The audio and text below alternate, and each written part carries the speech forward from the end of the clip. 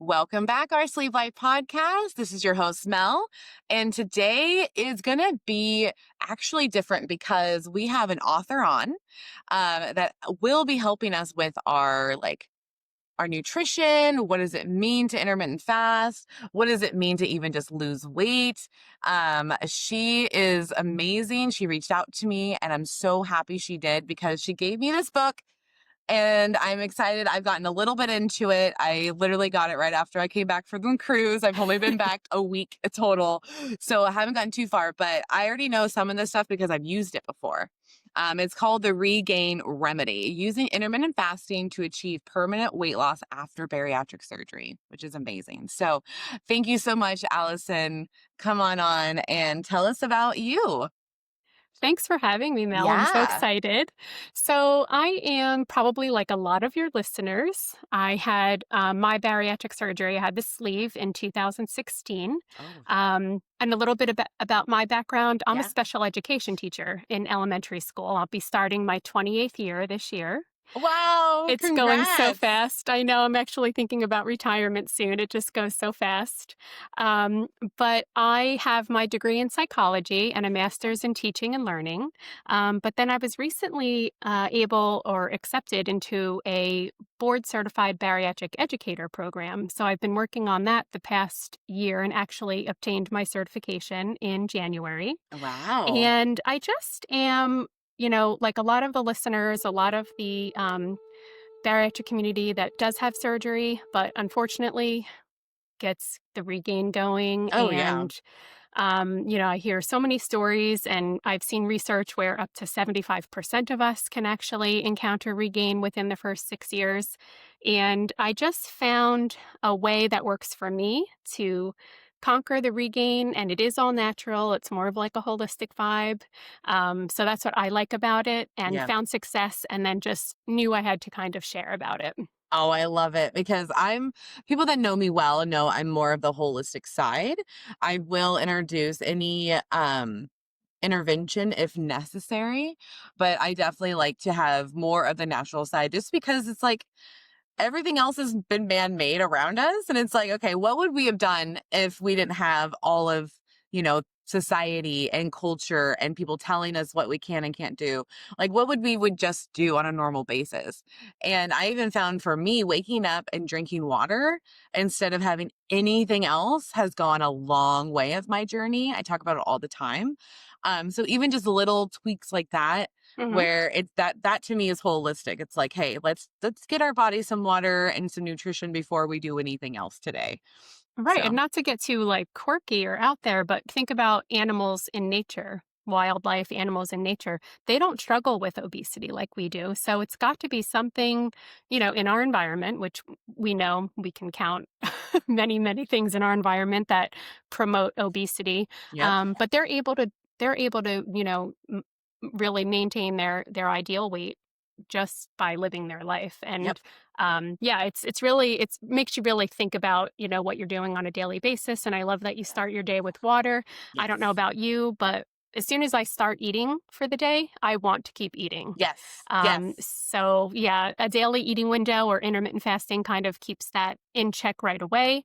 A lot of people think that it's going to feel hard or they're going to feel deprived. But if you really can give it a good 2 months, you actually feel super energized. You feel alert. You feel kind of less weighed down. Your body can focus on so many other things other Mhm. than digesting your food.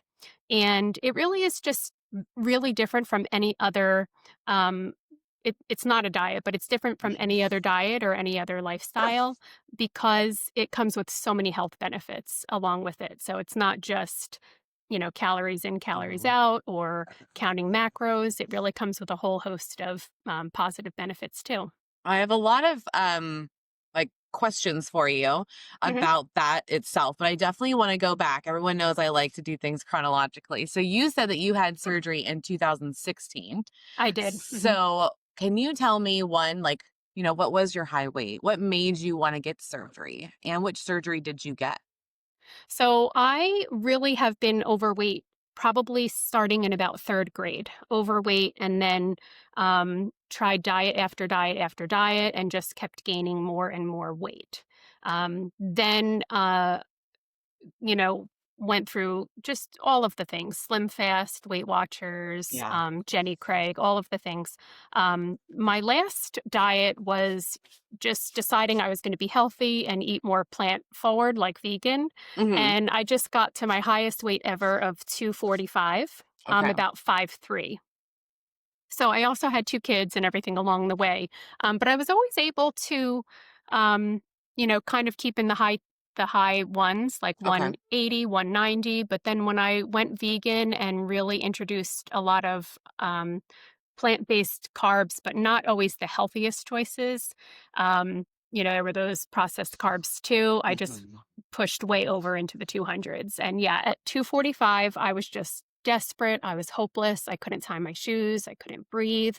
I was just miserable, really, Yeah. really miserable. And I, as I said, I work in an elementary school, and about 5 teachers were, well, at the time it was only 3. 3 teachers had weight loss surgery. And I thought, wow, this is an elective surgery. This is serious, but I probably could do this, and Hmm. just started the whole process from there. Oh, Took the good. 6 months, went through the classes, and was able to have the sleeve in June of 2016. Oh, that's amazing. And guys, do you see? You need to be open about your surgeries because you don't know who you're going to inspire or who's going to see it and be like, I think I could do that. Like, I Right. want to do that. And that's what happened for you. That's really incredible. Right, because surgery is super serious, Yeah. right? It's Hmm. it's a risk, it's risky, and I just thought, why would I bring that on myself? That's something that I only want to do if I have to, if Right. there's something really medically wrong. But obesity is a medical issue, and it seemed like a viable way to kind of conquer that. I didn't really realize at the time, obviously, that way down the road, there were going to be some issues with regain, and it was going to be some of the same feelings that I had, going into it. But it's forced compliance. I was It able to is. lose 90 pounds Hmm. with the sleeve in about Yay. a year and a half. I was able Okay. to get down almost to goal. I probably got down as low as about 150 Nice. and 150, 155. And then kind of just chugging along, doing all of the bariatric things. Really just it was, like I said, forced compliance. So Hmm. super small portions, but trying to eat as healthy as I could throughout the day, and always carrying around my water, always focusing on hydration, of course. Yep. As And I got then, mine right here, guys. right, I have mine here Yeah. too. Got About my to crack water. open a protein shake. So, yep. And unfortunately, in 2019, I slowly started gaining.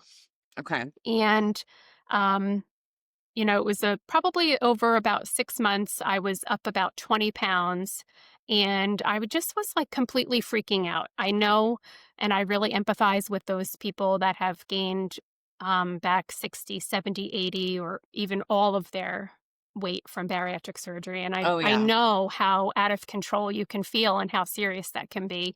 Um, but I was lucky enough to kind of like get to the 20-pound mark, had a little freak out.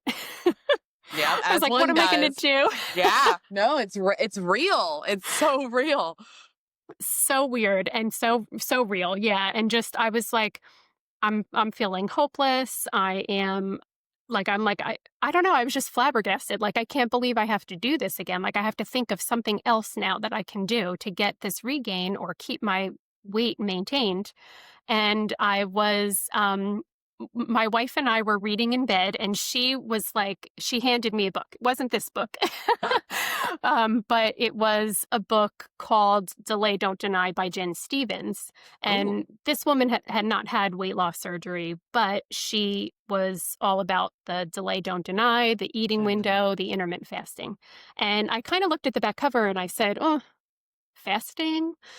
I Mhm. don't wanna do fasting. I only fast for blood work, and I hate it. I fast, for Yep. procedures, and I hate it. It feels miserable. I don't wanna do it." But I don't know what it was. I think the book was super short, so instead of just reading the back cover, I started reading the beginning, Mhm. and her story really resonated with me. Again, she hadn't had weight loss surgery, but she was about my height. She had about, 80 pounds to lose. She was super successful, and it was the science behind intermittent fasting that grabbed me because I kind of like just super interested in um, science and obviously bariatric since I had surgery. And, I always wanted to be like a doctor Yeah. and never was. But it just grabbed me. The science behind it, I was like, oh my gosh, if she's right, if she's correct in what she's saying about how it really all relates back to our circulating insulin, and we can control that somehow while having this beautiful, nourishing eating window every day. I'm like, sign me up, I'll try Yeah. anything, just like the past. We'll try anything once, right? At least one time. I think that's what's cool about the bariatric patients and weight loss people is that we're like, no, no, we'll try. Like, We'll just try it. there's never, you don't ever see us being like, I don't want to try that. It's like, no, we were going to because we know what it feels like to be miserable in our skin, in our clothes. We know what it feels like when people look at us and you can tell that they have their own thoughts now because they see a bigger person, that I'm lazy, I'm stupid, I'm, not like, why would they take any advice from me? I can't even control my own weight. Like, and what also is nice about this community is that we all kind of like science. Like, I haven't met one person that's like, that doesn't want to know like the inner workings of why our body does the things that it does. And I feel very grateful that when I got my surgery, I was 28 years old. So I'm 10 years out from my surgery. I'm 38 today. And I was in this kind of cool window where went back to college and I was getting my bachelor's degree. I was actually already got my associates right before surgery. I got my associates and then I had surgery. Now I'm doing a bachelor's degree program after surgery, full time working at the Department of Revenue, have a son, have a husband at the time. Like it was kind of Melanie was like, let's just go. I'm tired of being overweight, you know? And I'm really grateful for it because when you lose weight, and you're going to school and you're being physical, all of a sudden your brain kind of like is like a sponge again and it's taking everything in. And I was listening to Dr. Rhonda Patrick. If you don't know her, I think you would love her, Allison. Oh my God. She's a neurobiologist and she literally talks about every little thing that happens in your body.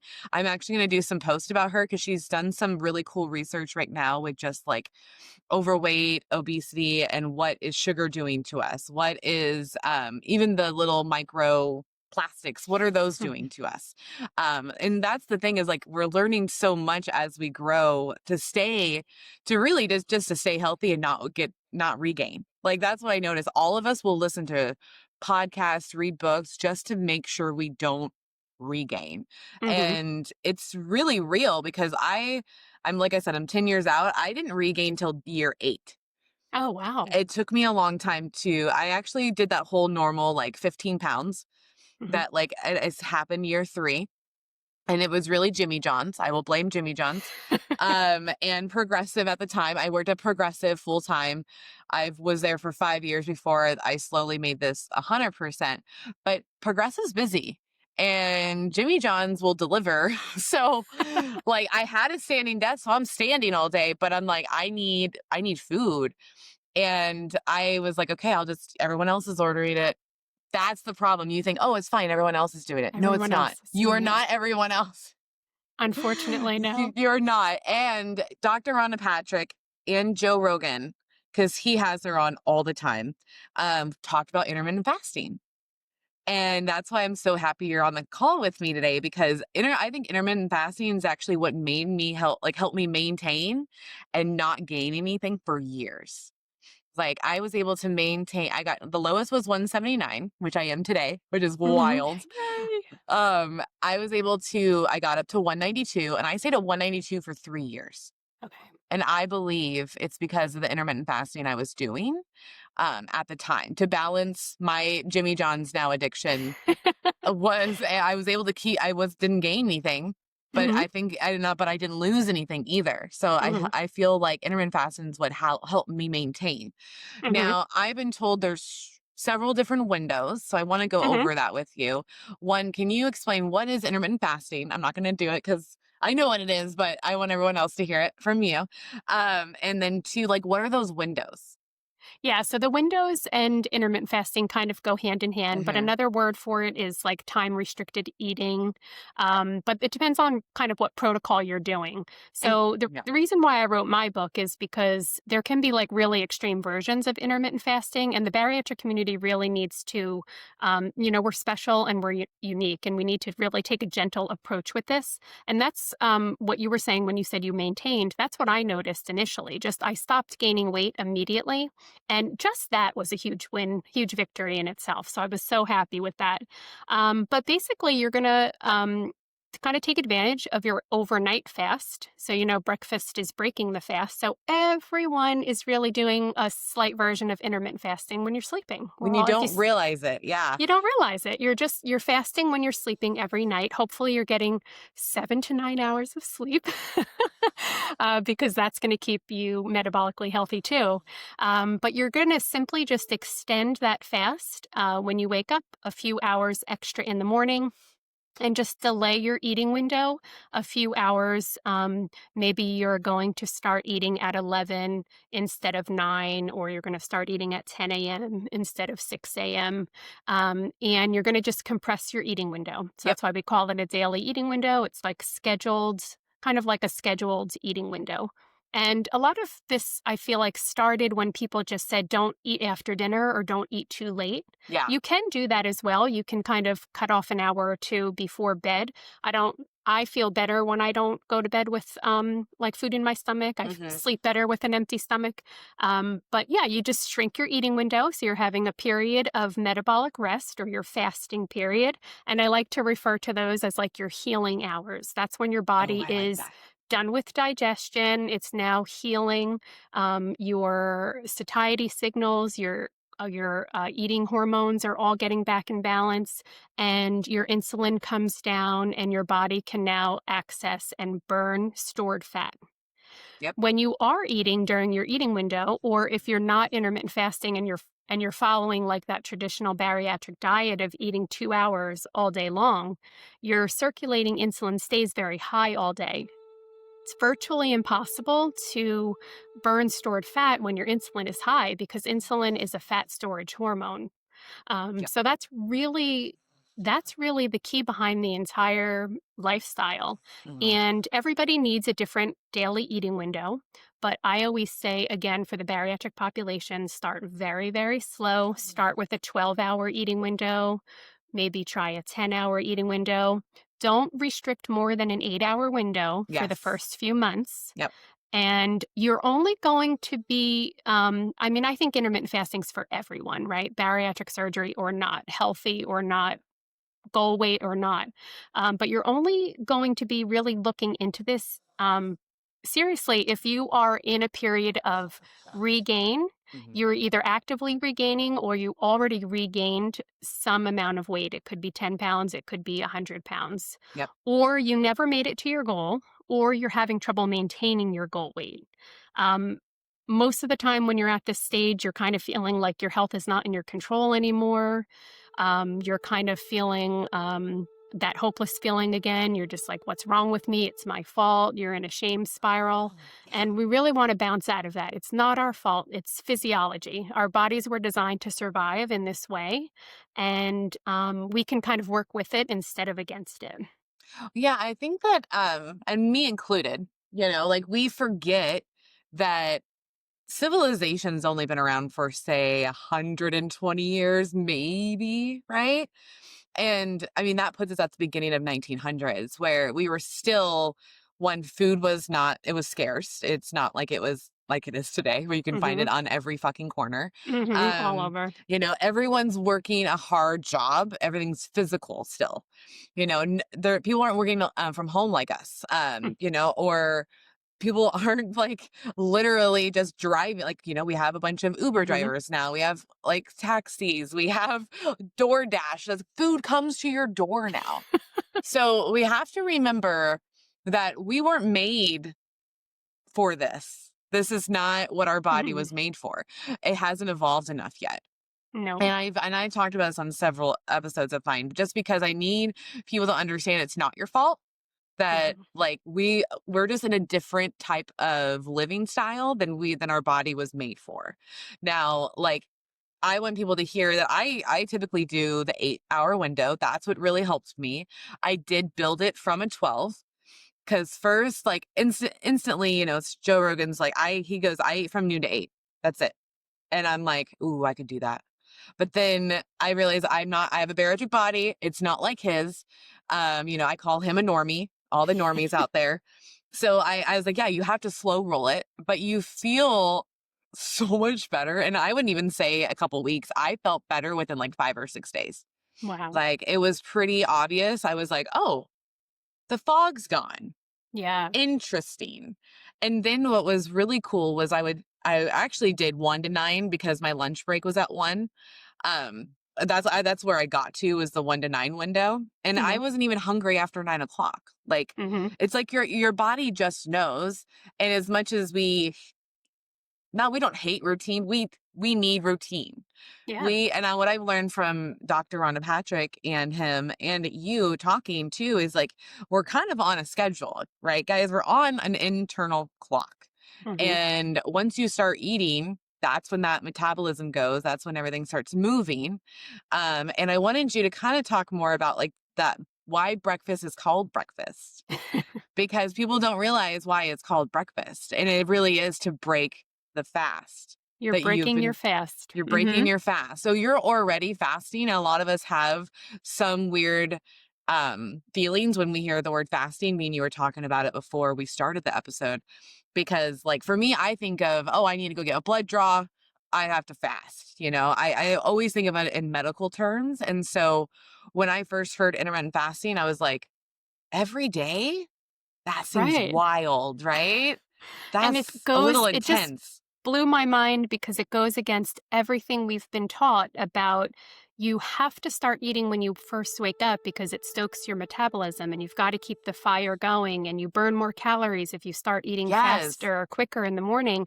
And that is just completely wrong. It's not true. And I was so angry in the beginning and I felt like betrayed by, my doctors in the past or diet programs or whatever it was. But I just want to reassure the audience, if they haven't done a lot of research into it, that you will not slow your metabolism if you do intermittent fasting. You If will you have not. a daily eating window, you will, in fact, improve your Mhm. metabolic rate as you go. We talked about the increase in human growth hormone. So you're going to be actually able to retain lean muscle tissue easier with a daily eating window. And it has everything to do with hormones and metabolic rest and that insulin coming down and just how your whole endocrine system speaks to each other. And like I said, I'm not a doctor, so I don't know all the ins and outs, but I have read so much of the research and the things that we were taught in the past about slowing metabolism or um just dieting and restricting all day long is just not helpful for the way that our bodies are designed.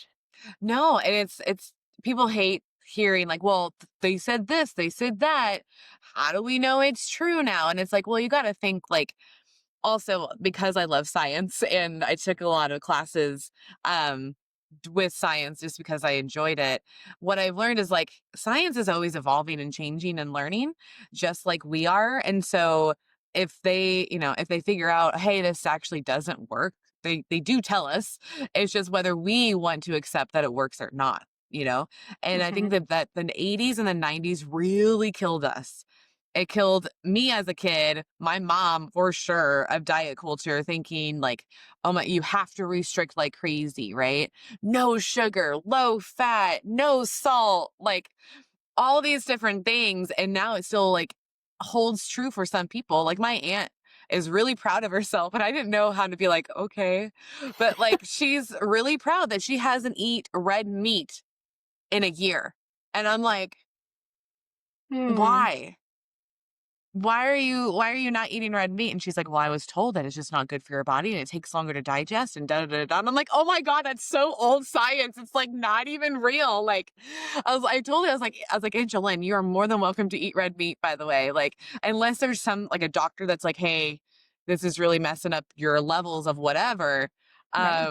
you can still eat red meat, people. Like that's Right. that's a Exactly. totally misconception completely. Because even my mom was like, "Isn't that cool?" And I was like, "No, I'm gonna eat my steak still," because like there's no evidence, there's no science-backed evidence that says that that's a problem.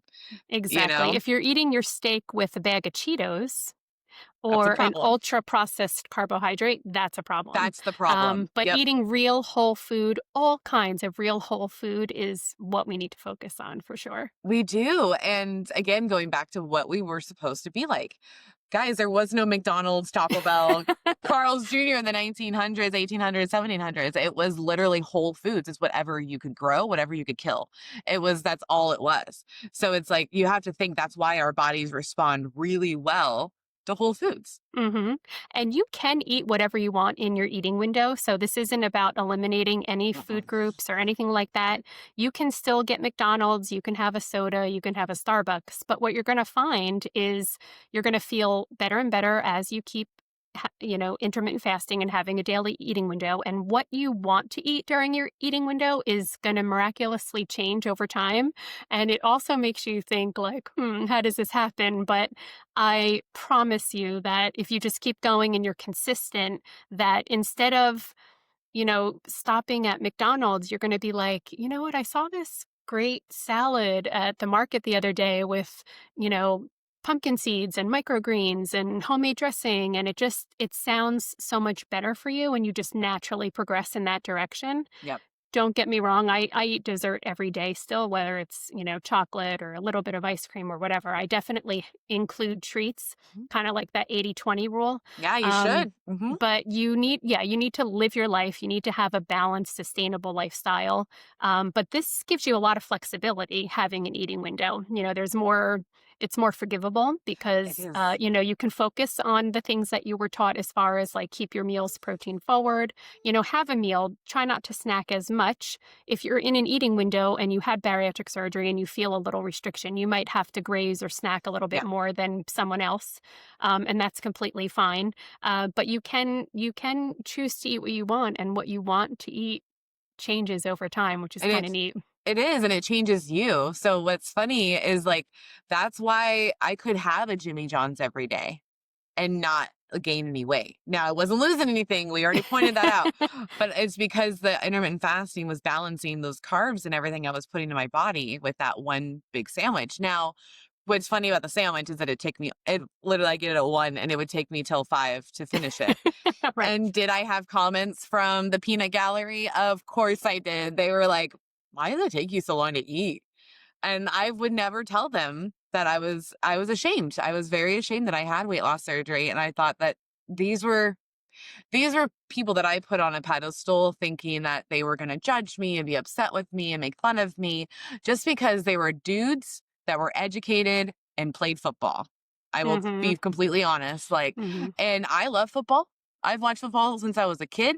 So a part of me has like this, like, oh my God, you're amazing because you can play, you're talented, like you know how to balance your food and your muscles. And like I find it fascinating and intriguing that people can do that, right? Like I'm very excited that you can. And so I was like, I'm not telling these people that I had weight loss surgery because I had weight loss surgery when I was at the Department of Revenue, where other people were doing it too.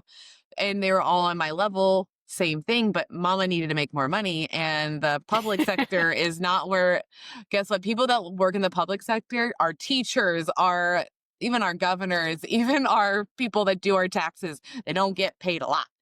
Right. And so I had to, like, I was losing my duplex because they sold it underneath us.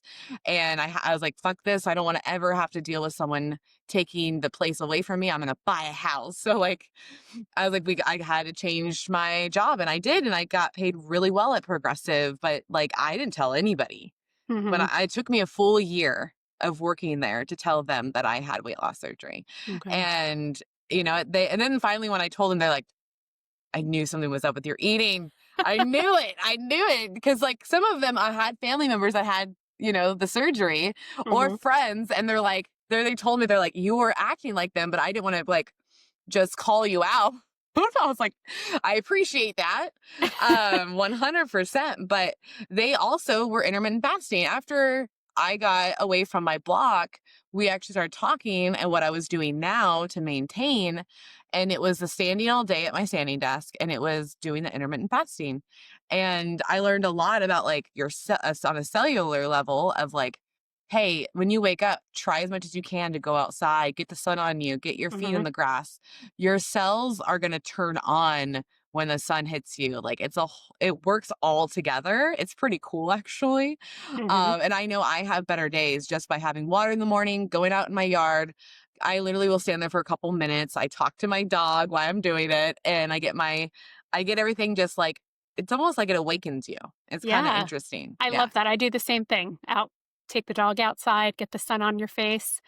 Those Yes. small changes like that first thing in the morning go a long, long way for They really sure. do, and it's totally changed my whole lifestyle. Like, Mhm. I do that I've been doing that for years now, and Mhm. that's the deal, guys. This is not something that changes overnight. Like, it didn't start with me doing intermittent fasting, me going outside, me getting all my sleep, because we're gonna need to talk about sleep here in a second because that really helps your intermittent fasting. Sleep does. Absolutely. But, like, guys, it's just little tiny tweaks throughout your journey is what's gonna make you super successful on the back end. Mhm. Being patient with yourself. Don't have that negative talk because that can really do a number on your just whole mindset. And we want you to be in a mindset, and I'm sure Allison's agrees that like we want you in a positive one. We want Mhm. you thinking about yourself in a good way because then you're going to make better decisions for yourself later. And hence why like that slowly that McDonald's, that Taco Bell, that Carl's Jr. is not going to be in your forefront of like, oh, I want that. Because once Mhm. you do intermittent fastings and you slowly introduce whole foods, your body just goes, I want that. Mhm. Yep, it does change slowly over time. And I have like chapters about that in my book, chapters about mindset, a chapter that includes a portion on sleep because sleep is really really important and if we, actively work on getting a good night's sleep, then our metabolic hormones stay more balanced the next day. So almost immediately, even if you're fasting consistently but you have a rough night's sleep for whatever reason, extra stress, maybe you're not feeling well, maybe you're sick, you can almost feel it immediately the next morning. Your hormones are all out of balance and you're not waking up refreshed and you automatically want to turn to food. And I also talk about that in my book, like ways to deal with stress and to kind of keep yourself level and calm so that you are sleeping well and you can stay in this lifestyle and kind of tackle each day with, a well rested, positive mindset. That's really all it takes. It really is. It sounds simple because Hmm. it is simple, but it's actually hard to put in practice every day. But once you Exactly. get into routine with it, like anything else, it's just like Hmm. going to work every day, right? It's like literally getting up, brushing your teeth every day. It's just part of you now, which I know a lot of us want. I remember the first 2 years being like, I just want my body and my brain to be like, this is what we do now. Not a problem. And I mean, I'm finally there. Like I think about protein first almost Hmm. automatically now. It's like not even it's second nature.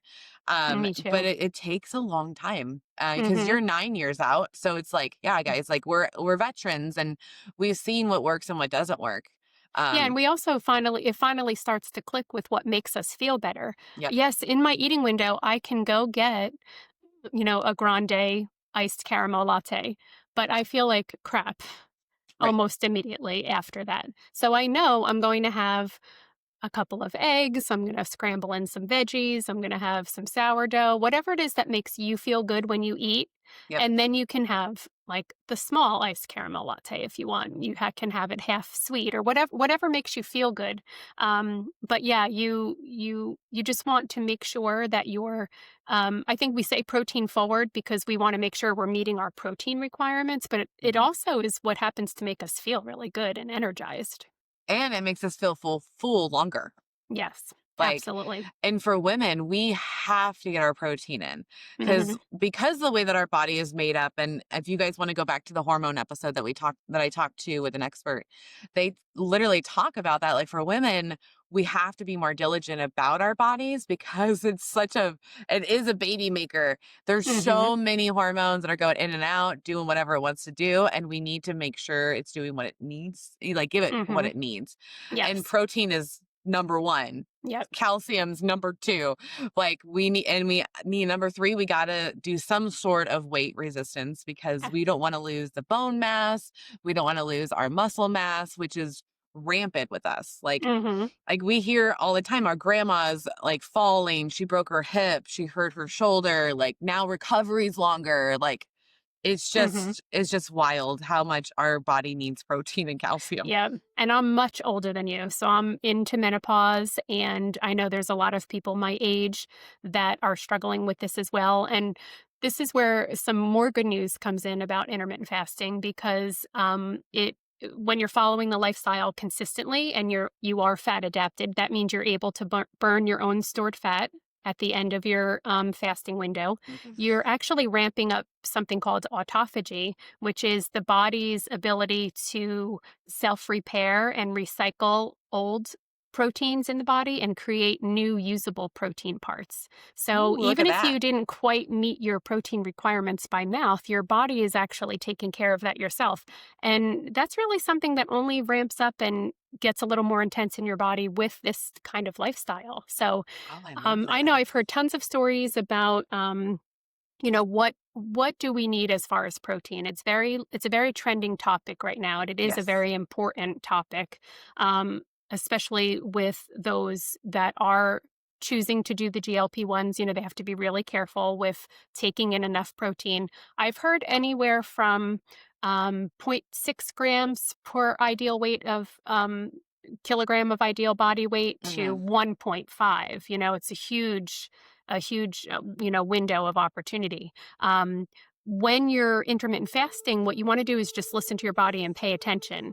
You want to make sure you're having protein forward meals. I always think of my eating window as nutritional opportunities first. So I want to make sure I'm getting in my fiber, my protein, and then my fat and carbs can come after that.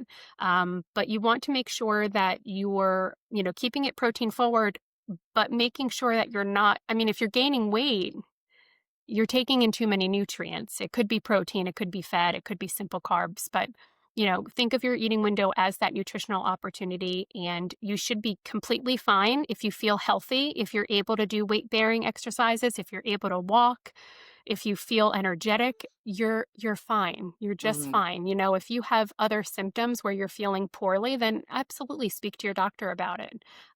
But we're probably doing better than we think, Yes. and if we're gaining weight, we're eating too much of something. We're eating too much of something or we're not moving enough Mhm. because my everyone knows my old co-host, she was having some issues, regain, come down, she's already I think she's on her third regain because Okay. the problem is that there's no muscle Mm. anymore to burn. So now she's going to have to move more, get muscle going. So that way it can actually help her when she does the calories because what I've learned from Dr. Eric Smith is that your ceiling slowly comes down if you're not moving. Mm. And that's why when you do intake food, even if it's good food, you can still gain Mhm. because the ceiling is so much lower for you than say someone else bariatric completed but moves. And it's not like they're working out every single day, they're not one of those, but they're ones that move, like Mhm. and they're not having to worry about the regain because they're moving. So I want to emphasize that movement's huge because it plays a big factor on your metabolism You're and right. how it's going to process everything. Because I watched it in real time with her and it was just sad because, like, as much as we talked about moving, as much as we talked about doing stuff, her coming with me coming with her, it's just there was a mental block right there. Mhm. And she's in therapy, so great. Like she's going to Mhm. get that block removed. But just know if you're not moving, there's probably a mental block there. Mhm. It's probably it don't I don't want you to think you're lazy. I don't think you're lazy by any means. I just think there's something going on like mentally that's causing this block where you're like, well, I don't want to move at all. Like Right. and that Right. happens to people all the time. So just know you're not it is normal. You're It not is. abnormal. Exactly, Yeah. exactly. I wouldn't call myself an overly active person. I don't love to go to the gym or anything like that, but I will say that following this following this lifestyle, it does give me this huge, like, burst of energy in the Mhm. morning, instead of always feeling like a little bit sluggish or on like that blood sugar roller coaster, Yeah. sometimes we can get into that. I do, I'll be walking around my school and I'll be like, oh, I just wish I could like run down the hall right now. Like I just get that burst of energy where I want to Yeah. move. So that's where I think where it goes back to like listen to your body and you want to feel well, you should feel like moving some part of the day. Yeah. Everybody needs rest. Everybody wants to sleep well at night. And the movement and exercise can help that. And there should be like I hate the word should. There is probably something that you can do that you'll love. You can Yeah. dance, you can Mhm. walk, you can play pickleball, whatever, ride your bike. Something that brings you joy and makes you want to keep doing it. Yeah, and search for it, guys. Like, and I know you guys are probably like, Mel, we already know that you like cycling because you tried it. And I'm like, yeah, but that's the deal is I love cycling. I like the elliptical. I like the row machine. Those three I fell in love with. And I was like, okay, how fast can I do a mile on each of these? Because I also was watching a lot of what was it? Walking Dead. So my brain was like, how do we survive? And you know what? Like, you can outrun a fucking zombie. So let's go. Like, we need to be able to go for a mile and you need to be able to do it without hurting and you need to be able to do it without looking back. Like, I'm all about surviving as well, like survivalist over here. So it's like, I wanted to be able to row. So let's go. Like, I want to be able Hmm. to get across the pond as fast as I could. I can do that now in 12 minutes. I can row a mile. And like I can do the elliptical. I can do 50, like about, it depends on elevation, which is interesting. Okay. So in Oregon, Hmm. it takes me about 14 minutes to do a mile on the elliptical. But when Mel was in Florida or in Philly, did it in Hmm. 12. Don't know why. And both of my trainers were like, "Oh, it's the Lack, elevation." And I was like, yeah, the lack "Why?" of oxygen. And Yeah, I'm like, "What?" And they're like, I'm like, "That's a thing." And by the way, guys, that's a thing. that's a thing. But, Hmm. like, you learn so much when you just try new things. You're like, "Oh, I had no clue." 1, that could be easy, or 2, that, like, "Oh, it's a little bit harder because I live in a higher elevation, lack of oxygen. Oh, this makes more sense," but didn't Hmm. realize it's a whole like, physiological thing again. Yeah, absolutely. I'm so glad you Absolutely. found something you love, though. That's exciting. It's yeah, and it wasn't right away, guys. It took me a few times to, like, try different stuff and figure out what I liked, and the row machine was interesting because I don't like how it makes my back feel. Hmm. But I love the way it makes my arms feel and my legs, and so I'm like, you gotta, because you really have to sit up straight. Like, you Okay. can't, like, that's a posture one. So it's like Okay. you really gotta make sure you're like, perfectly straight and then do it, because if you're leaning, dude, you're gonna hurt yourself. I learned that firsthand. And then the other thing I wanted to point out, when I regained 50 pounds. I went from 192 to 242 during year 8. And yes, I was having very traumatic situations. I was in a hospital with my husband for 6 weeks. He had 16 surgeries. He bled out. I watched him die and come back. Fucking crazy. Oh my So, of gosh. course, I'm not going to be in routine by any means. But also, I stopped intermittent fasting. So I was out of routine completely. And my intermittent fasting went right out the window Mhm. because I have to wake up early when I was sleeping there. So, like, doctors come in, they wake you up, and now we're talking business. And I'm like, holy shit. And I'm just trying to get egg bites in from Mhm. Starbucks that's downstairs. Thank God for those that sent me gift cards. I love you guys for that because that meant a lot to me. I was like able to at least get protein in the morning, but that will do it. Any type of big That'll do it. trauma The will do it. stress. Mhm. And it took me a full year to recognize, oh my God, Mel, you've put on 50 pounds. This is not okay. What can we do to change this? I was very against the GLP-1 for a long time. I'm very honest about it. I was super nervous. Now I'm on a GLP-1, which has helped my insulin. I didn't even realize I was insulin resistant, guys, until Mhm. I got on a GLP-1. So that's quite interesting because all my markers, when I would go and get my fasting done and do those, like, I'm not diabetic, I'm not pre-diabetic by any means, but there is an insulin resistance that is inside my body that's Mhm. causing my spikes and making it to where I can't lose weight. So GLP-1 really helps. I'm on a very low dose. Anytime they tell me, they're like, it's time to up. No, it's not. No, it's not.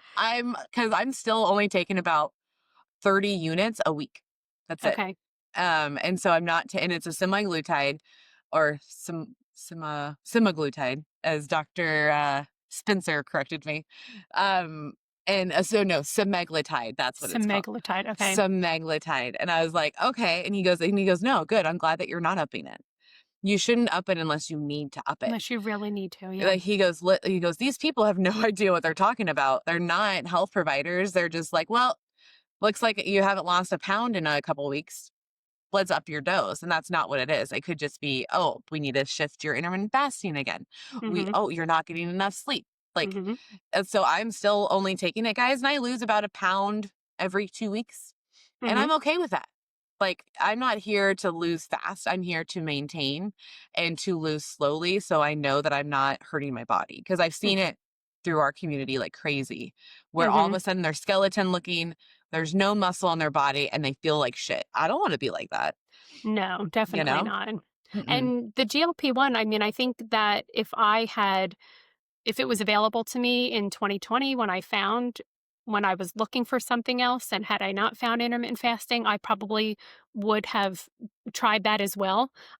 For me, I find that I get all of the results. So I did get down to 150. I didn't go on to tell the rest of my story, but I did get down to 150 after my surgery, gained up to 170, but then with intermittent fasting over the last four years, I'm down to 140.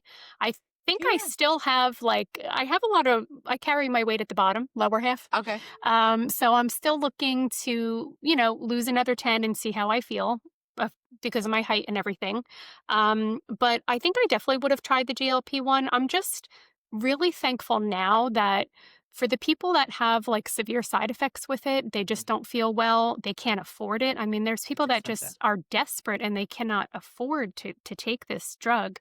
There's also a whole population of people out there that are, going back to their bariatric surgeon's Uh-huh. office, and for whatever reason they're considering like a revisional surgery, and that's a valid choice as well, but I don't want people to feel like forced right into any Hmm. one of those areas. You want to just kind of have a toolbox laid out in front of you, and if you are sick on a GLP-1 or you're afraid of a revisional surgery, or you don't want a liquid diet. I know my bariatrics office was doing a liquid diet for a while. I mean, who wants to go on a liquid diet these days? No. This is just another path for you to investigate. And I don't do an 8-hour eating window. I find for me, I do have probably severe insulin resistance and metabolic issues, and I need a little bit more. I tend to do like a 18-6 protocol. That's the other thing we didn't Oh, get wow. into too much was all the different protocols, but Yeah. you can do so if you're doing an 8-hour window, you're doing a 16-8. I tend to do like an 18-6. I find that 6 hours of eating is plenty. I feel great in the morning. Oh, I so go you through go my lower. day. Okay. I have my black coffee, I have my seltzer, I have whatever I need. I really look forward to my eating window when I open it up at school. It's really not till almost 2 o'clock, but then I'll leave it open till 7 or 8. If hunger builds from day to day, I know that I need to have a longer eating window day. That's all. You just have to pay attention. If you are losing weight too quickly, if you are obsessing about food, if you have a lot of food noise, if you have a lot of thoughts, like when I'm over restricting, I can tell because I'm obsessively planning my eating window for the next day or thinking about food too much where I could be like playing with my dog or hanging out with my son. Like Yep. it's a disproportionate, right? So you know that you need to give yourself a longer eating window. So many people are successful with the 8 hours. We Yeah. don't ever want to over restrict. So you start slow there, stay there for a while. But some of us need more healing. There are many groups. I really like Dr. Fung's research. Okay. He has written the obesity code, the diabetes code. He's the one that really pushes out all the information about the insulin and how your body works. A little bit sciency, and his groups they like to do longer fasts, like 2 42-hour fasts a week. I just really don't feel well when I fast that long, and I think we have to be really careful and cautious with it. But um, if you're not meeting your goals with an 8-hour window, you can try shrinking it a little bit further, but just be careful with it. We don't want to. It's not a punishment model. It's No. not oh, I ate too much on Christmas, I'm going to fast the next 2 days. Nothing like that. No, You don't do just, that either, by the way. no, you Please don't. just, if you have a special occasion, you just open that window and enjoy it, and the next day you get back to your next natural fast and just go about your business. So Oh, I like that. Yeah, it's a really nice sustainable lifestyle, nice way to live. I don't have to worry anymore. I'm not hopeless. I'm not freaking out that I'm going to gain my weight back. I can just live my life. And that's really, I feel like, what I've been looking for my whole life until I found, the weight loss surgery. I would agree because I've actually seen one of the late night talk show guys. I think it's Jimmy Kimmel. Not quite sure, but he does a 2-day fast every week. He does that and he loves it. He said that it took him a while to like get into it, but once he's like did it for a month or so, he loves doing that kind of fast. So like do that if it works. For me, it's that 8 hours. I noticed when I went down into the six, because I tried it for a while, I was still hungry. I could Mhm. feel it. And that's the deal. You like she's saying, you have to listen to your body Mhm. because it's huge on what do you actually need. Because sometimes you think you're hungry, but you really need water, right? And sometimes vice versa. You're like, oh, I'm thirsty, but really it's food that you need. So you got to Mhm. really understand and think about what you've had so far in the day. Like yesterday, I was getting mad at myself. So dumb. I was getting mad at myself because I had my protein shake, then I had my yogurt with granola, and then I had one taco. And I really wanted a second taco late, like 2 hours later. And I was like, no, that's a lot of food. And then I'm like, no, it's not. It's not a lot of food. Like, why am I telling myself two tacos is gonna be a problem? Right. And Right. that's the deal is like you really gotta like, okay, understand you're having these negative thoughts and then like digest it and then actually use it to your advantage and be like, oh wait, why am I thinking this way? Because Right. our mind does play tricks on us Mhm. and you have to be like it really wants to be negative. So it's like, no, no, no, Right. Right. let's not. Yep. And that's why I went from the 6 back to the 8, and I still was having the same good benefits. I wanted you to because you said that you have your black coffee and your seltzer in the morning. I know that there are certain things you can still have in the morning without it triggering the food window. So what are those items that you can have still and not you don't have to worry about eating until your window opens? So I like to practice what Jen Stevens' community calls the clean fast. So there Okay. really is no such thing as dirty fasting, but there are certain things that, uh, like Dr. Fung's group says is okay, especially when you're doing like that 42 or 48-hour fast. Sometimes he'll say you can do a little bone broth or a little cream in your coffee, something like that. Because we're doing intermittent fasting, or I am, and I think it's a good choice for our population. We want to keep our fasting hours clean, so we want to have plain water, plain coffee, or plain tea, and it could be caffeinated or decaf, whatever you prefer. Okay. And you can have like sparkling water, but just unflavored. So every time if I put lemon in my water, or if I put a little cream in my coffee, or if I chew gum, we might not be taking in actual calories because a lot of that stuff could be sugar free or not really have substantial amount of calories, but your brain can taste flavors and it releases an insulin response because it thinks calories are going to be coming in. So again, you're raising your circulating insulin, and that's what's kind of keeping you in fat storage mode instead of fat burning mode. Okay. So we just want to be careful, kind of like a plain water, plain coffee, plain tea. I love that because I love my Earl Grey hot. And then I love my plain water. So easy peasy. But I wanted you guys to hear that you can still have your coffees, you can Yeah. still have your teas. It's just don't add all the extras to it until you're in your other window, if you want to or not. Yep, and I Um, find it's helpful to like mix it up. So when we wake up in the morning, our liver pushes out glycogen to kind of get us up and moving in the morning. And that glycogen is like a form of sugar. It's kind of like you ate, but you didn't. Your liver was storing it for that purpose. And your insulin will go up a little bit at that time, and then it might drop because you hadn't actually eaten. And you might get a little hungry. But that's normal and it does pass. You don't have to act on that right at that immediate moment. So you can have some coffee, you can have some hot tea. And then a few hours later, your body's going to be like, knock, knock, like, remember, you're supposed to feed me. Um, and it's quite satiated, your body. It's well fueled now because you're in fat burning mode. Your yep. body has plenty of fuel, even elite athletes have thousands of calories of stored fuel, stored Yep. fat on their bodies somewhere Yep. in their muscles, wherever it is. So you're well fueled. You can just remind your body, go ahead and pick a thigh to eat the fat Today. there. Yep. And switch up your clean fasting beverage. So then I'll switch to like a seltzer. And it kind of just like, wakes up your brain a little bit, gives you a little bit of a different taste in your mouth, a different feeling in your belly, and you can go on another few hours. And I find like if you stay busy and you're in a routine, your body gets really, really used to it.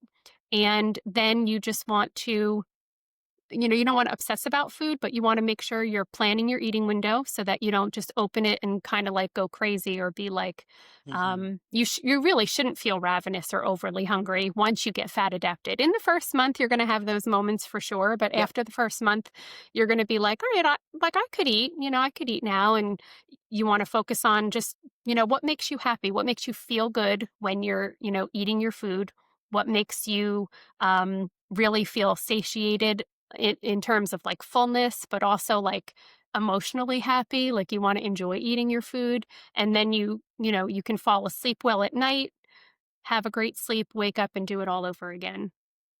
Well, and it's big that people are realizing that like you can adjust any of this. Like you can really tailor it to yourself. And sometimes like in that first month, yeah, you feel it. And that second month, what's funny is for at least for me, my window, that's how my window slowly gotten smaller was because I was just not hungry. Hmm. So I was like, I remember looking it up and being like, is it okay if I wait a little bit longer? Just because I felt weird that now it's, my lunchtime is from 1 to 2, but really I'm not even hungry anymore. I want to start it at 2. So I did the 2 to 9. I did like just a Hmm. 7 hour. Hmm. And that seemed to work for a while. Hmm. Until I like actually was working out more and then I Hmm. realized I needed more fuel. Hmm. So that's also the thing. Like if you start doing a real like routine regimen with working out, you're going to need more food in that window. So just be prepared for it because your body needs Hmm. it. And And don't be afraid though to work out fasted. yeah, You don't have to worry about, you shouldn't feel lightheaded. You shouldn't feel dizzy. You shouldn't feel weak. You should feel energized and ready to go. Again, this is after the first month or two, once you're fat adapted, because your body now knows, oh, I don't have to rely on the food that you're feeding me in your mouth. I can get my fuel elsewhere and I can actually get pretty good at it. And I can feel really, really strong and energetic and work out in a fasted state. yep. Most people feel better that way than having a big meal and exercising after. But again, it's all your personal choice. Yeah, like and I actually would do that. That was the thing until I got on a GLP-1. So with my side effects with GLP-1, I cannot do a fast anymore. Every time I've puked at so many gyms, it's not even funny. Um, like I'm having to run and I'm puking up bile. Like it's because I'm just drinking water.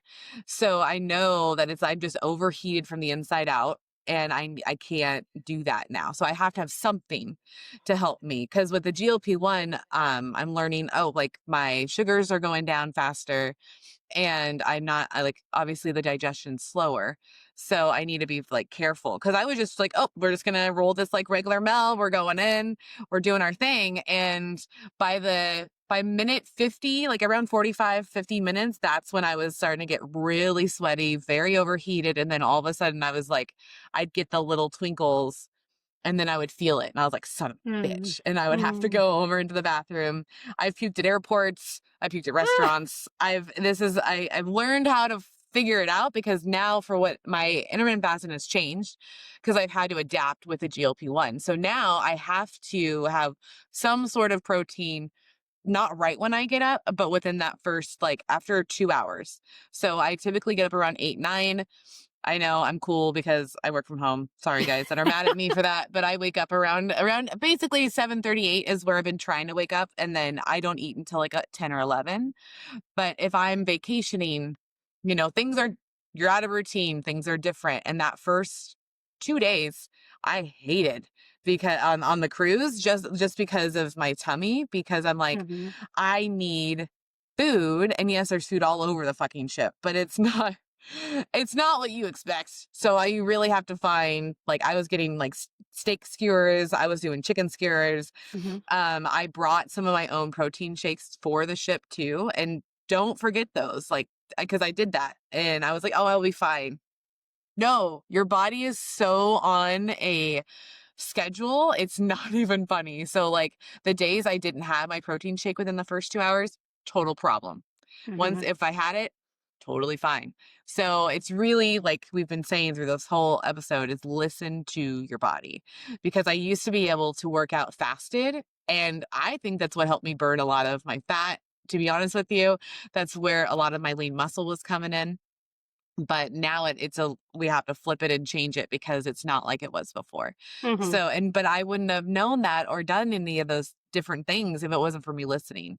Right. Like, I mean, yes, it's obvious I'm puking, I gotta do something, but, like, Right. some people don't. They're just like, "Well, we just That's puke the way it now." is. Yeah, Yeah. Yeah. we puke at the gym. No, you don't need to do that by No, any means. that's great. You figured it out. Yeah. Yeah, because I was like, I can't do this too." Where it was kind of funny because, like, I puked at Planet Fitness on say, like, a Monday, and then we went again on me and my cousin, we went on Wednesday, and I was able to last until we literally pulled in the driveway. And I was like, because we were literally at the light, and my house is like 3 houses down from the light, so I can see my house. And I was like, I can feel it. Samaj, what do I do? And he's like, just keep breathing, just keep breathing. And yeah, opened my door and just puked right outside my door. So Ah. um, you really got to listen and figure out what works, because fasted will help you. I am a Mhm. testament of it. I loved it. Those 3 years of not losing anything was fine because I felt so good.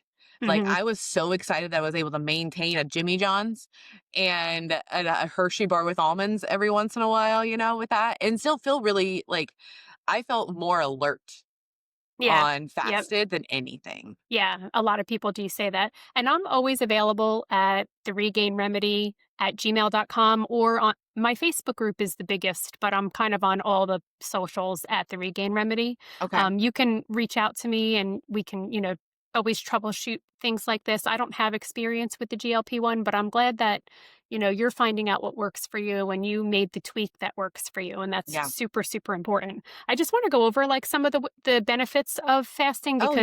because if we have a second, because you can do a traditional diet where you're counting calories and restricting all day long. And, if your bariatric surgeon recommends that, I mean, you can choose to do that. You can choose the GLP-1, you can choose more revisional surgery, but fasting is really the only lifestyle that's going to give you all of these benefits at the same time. Um, Kind of in combination somewhere along the line. Oh, I Yeah. know what I was going to say when you were saying that you were just maintaining at the 8 hour window, Mhm. even with a little bit of the six. If you have health goals to like go beyond that and you want to lose weight, that's what I meant to say before, that you can reach out to me at any time. And usually it's just a small tweak here and there. It could be shaving off an hour to your eating window, but it could also be just eating your food in a different order. There's a lot of science behind that. Choosing to have your protein or your fiber first Yep. and then having your baked potato or your sweet potato, like certain things like that. So there's a bunch of different things that we can try if you're not like meeting your health goals as far as like your weight loss goals. But I love that. besides weight loss, there's so many cardiovascular benefits. All of this is like research based. So I don't have all the links for you right in front of me, but I do have so many in my book if you want to read through any of them. Decreasing the insulin resistance, improving your fasting blood sugars, reversing prediabetes, type 2 diabetes, reversing PCOS. I know there's people, like I said, I'm old, but I know there's lots of young women out there like you that are still trying to have babies and Mhm. they aren't being successful because of PCOS. Intermittent fasting can reverse all of that.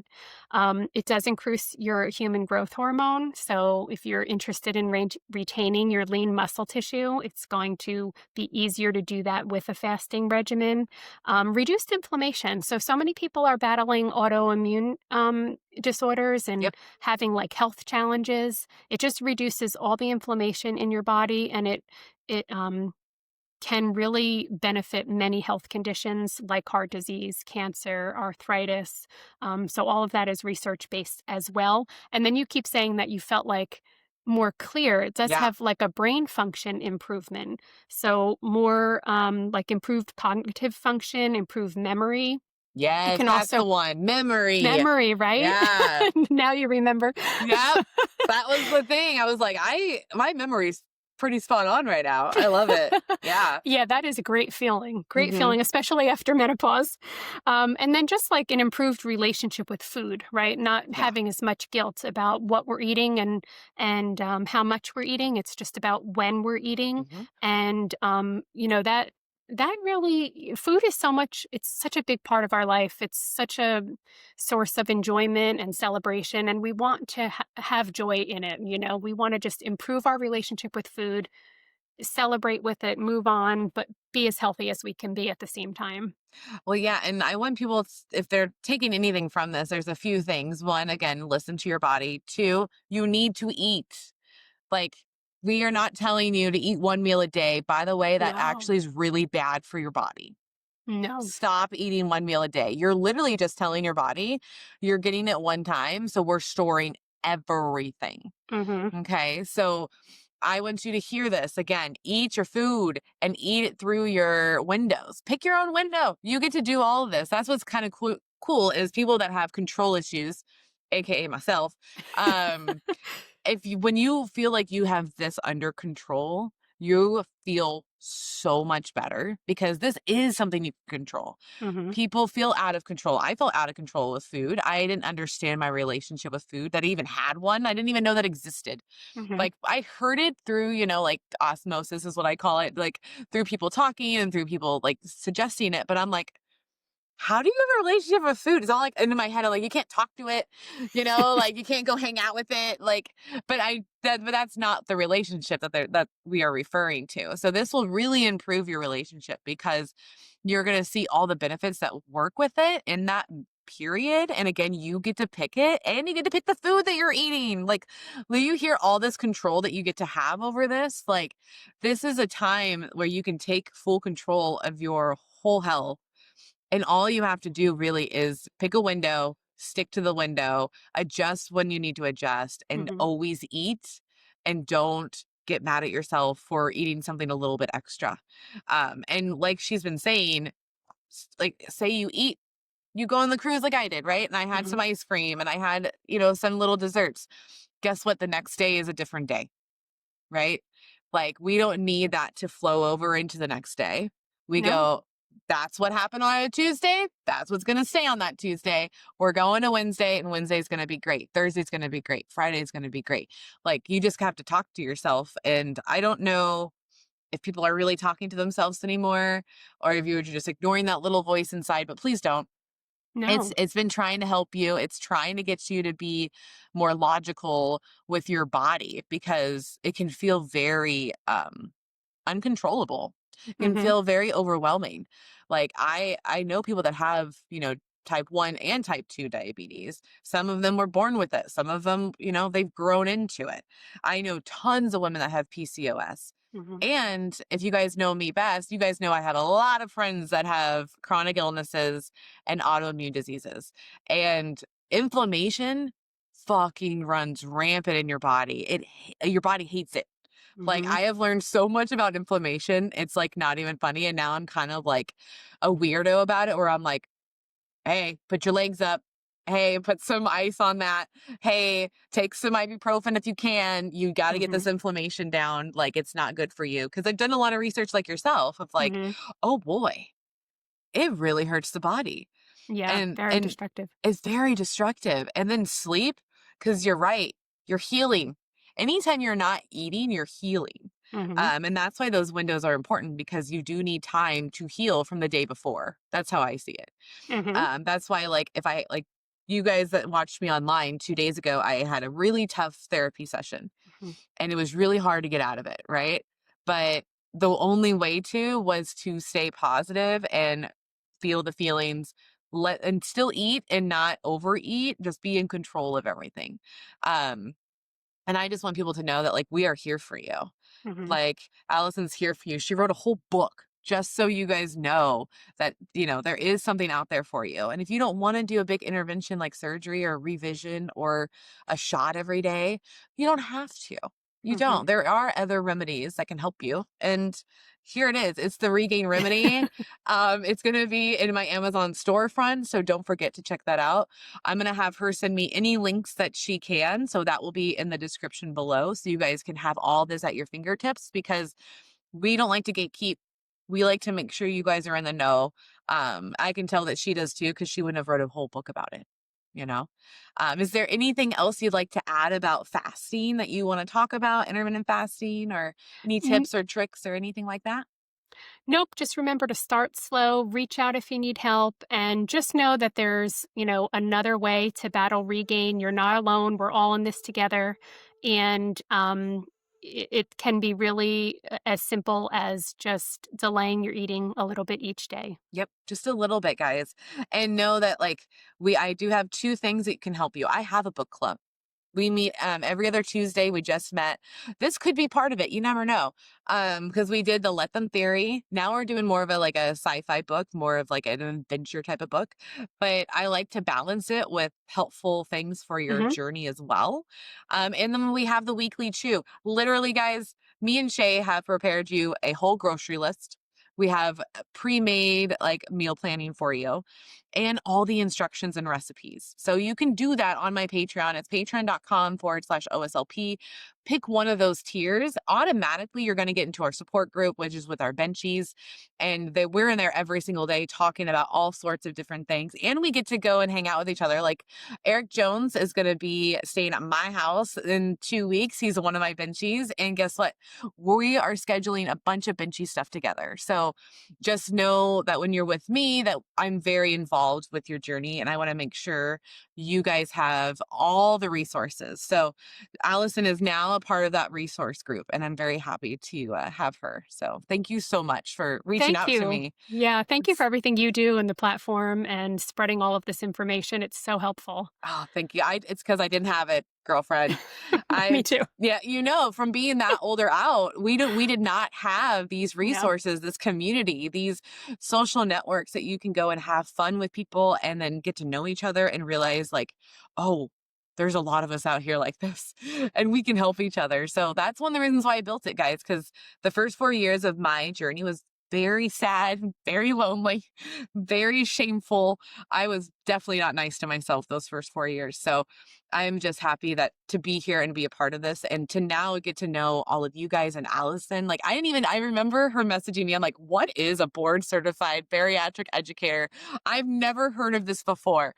And she explained it and showed it to me. I was like, oh, we can do that. Even that's cool. Who knew that you could literally get so much education that now you can be board certified? Hmm. Super cool. But I'm gonna pick your brain out on off air about that for sure. Cause you never know. Maybe your girl wants to Yeah, go join that us. route. Yeah, I would Join us. like You can get the same certificate. I would love that. So all right, guys, you know the drill. Until next time, drink your water, eat your protein, take your vitamins, and lastly, don't be an asshole to one another. Bye. Bye. Thank you for joining me on this episode of Our Sleep Life podcast. Don't forget to head over to my YouTube channel, hit the subscribe button, and follow me on all the socials so you stay connected. And remember, until next time, keep shining bright.